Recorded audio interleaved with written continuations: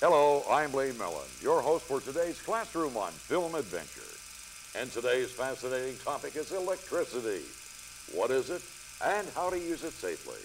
My special helper today is my little friend, Jimmy Smith, and his dog, Rusty. Hello, Jimmy. Hiya, Rusty. Hi, Mr. Millen. Say, just how in the world does electricity work anyway? Well, let's find out, Jimmy. You take this little wire and attach it to Rusty's tail. And I'll start up this small generator. But first, let's visit a really big electric generator. Throughout every minute of the day and every day of the year, the generators are running. The men behind the scenes are ever on the alert. All to the end that in our cities, our agricultural communities, Boring! Stop the our film! industrial plants, You want to know electricity? Well, welcome to Electricity 101. Class is in session. What is electricity? Here's what electricity is. Whirling around the nucleus of atoms are electrons. Get these electrons moving along all together, and what you've got is a regular parade or current of electricity. Electricity has a certain je ne sais quoi. It has its own personality. That's me. First, electricity is fast. I travel at the speed of light. Electricity loves the earth. Electricity is always searching for a way to get to earth, to ground. For a guy like me, every day is Earth Day. Anything that provides an easy path for electricity is said to be grounded. Now pay attention. This is important. Things that make it easy for electricity to flow through them are called conductors. Things that resist the flow of electricity are called insulators. I think it's time for a pop quiz. Conductor or insulator? Ooh, metal, one of my favorites. TV antenna? Rings my chimes. A rubber duck? No. Water? Cowabunga, dude, surf's up. Easy so far. But for extra points, how about this? I like to branch out whenever I can. And you can add another conductor to the list. You. Remember, if living things become part of the path to ground, the result can be terrible injury or death. It can hurt you.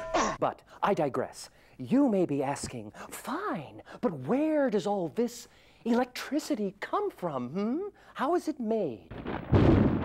Mother Nature is constantly making electricity, but so far nobody's figured out how to store lightning bolts. This is where electric utilities get involved. Man-made electricity is produced at power plants in an electric generator. What else? The generator is nothing more than huge magnets spinning around a coil of wire which produces a steady stream or current of electricity. The generator can be spun in any number of ways: water, wind, or high-pressure steam. That heat source for the steam can be solar, coal, natural gas, nuclear, even natural steam from underground can be used. However you do it, the result is electricity, ready to move out. Hey, I'm a traveling kind of guy.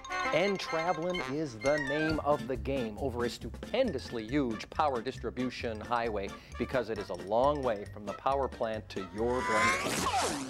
Once the power is generated at the plant, it enters a huge transformer where the voltage is increased to 500,000 volts, even higher. This gives it enough oomph or pressure to move it from here all the way to here. Since 500,000 volts is kind of hard to use around the home, you got to put on the brakes. This is done at the substation, where the electricity is transformed from a higher to a lower voltage, using transformers located at the substation, which I drew. Isn't that nice?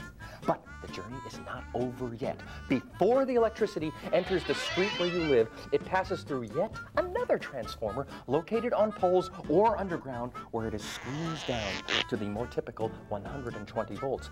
Then it enters the service drop in time for you to milk a few nachos or whip a few weeds. So far, so good. Check me on this. Now you know what electricity is, right? How it is made, and how it gets to where it's used. But do you know the most important thing of all? I didn't think so. Electricity can, if basic safety rules are not understood or ignored, cause terrible injury or death. Of course, the same can be said for cars, skateboards, even hamburgers.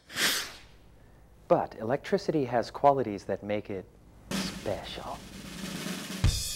In its normal state, it can't be seen, it's odorless, and it has no shape or form. And as you will recall, electricity moves at the speed of light. Greased lightning.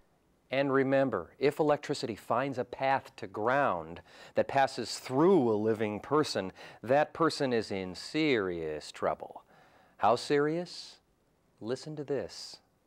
Electrical contact in a split second can take someone from a normal life to a life of severe disability. On high voltage injury, the body acts as a volume conductor.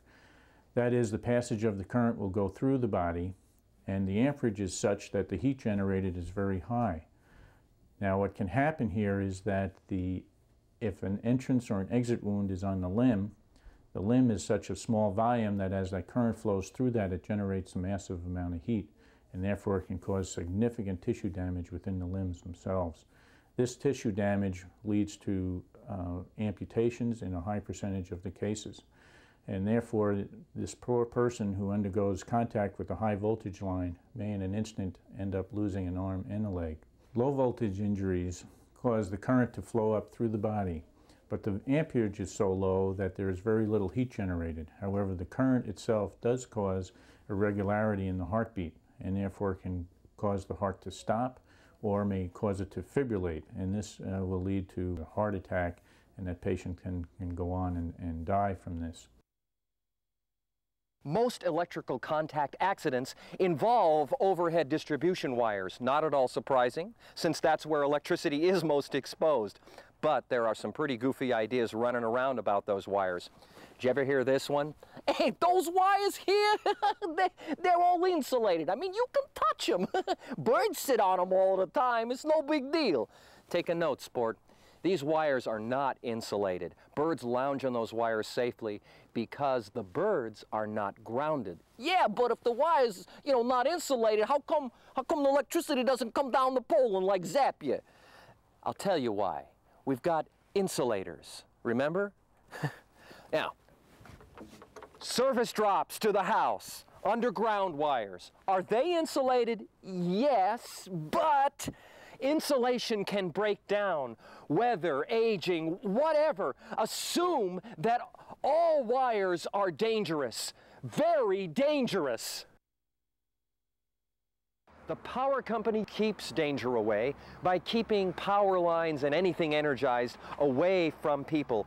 But accidents still happen. They happen because people forget or ignore basic safety rules, whatever. They either come in contact with a wire or they enter the so-called danger zone, an area immediately around the wire, close enough for electricity to leap across to the nearby conductor. Get into the danger zone and you could be on your way to the twilight zone. When it comes to the most common type of electrical contact accidents, the list starts with trees. Trees and power lines do not get along well sometimes. Children build tree houses too close or climb too close to wires, or a big windstorm trashes the lines and brings the wires down, or brings the wires into contact with things that can conduct electricity. Trees, despite constant trimming, keep on growing into the danger zone, and trees have limbs that are full of water that can easily conduct electricity. It's nice to be informed, but another common situation involves antennas. If a TV or a CB antenna comes in contact with a wire or gets into the danger zone, you'll definitely have communication problems.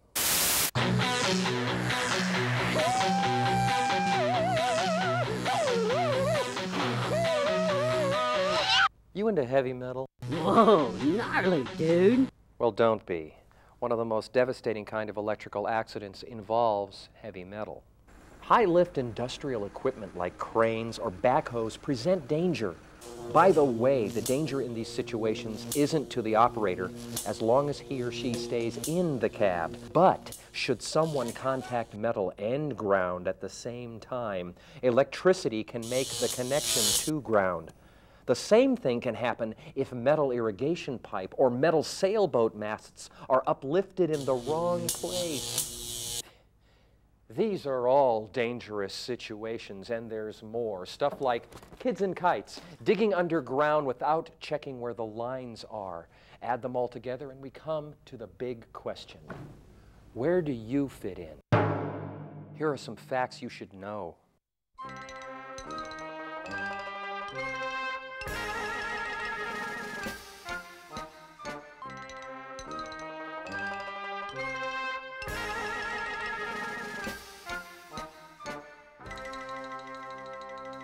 Awareness of a few simple precautionary measures can make a big difference.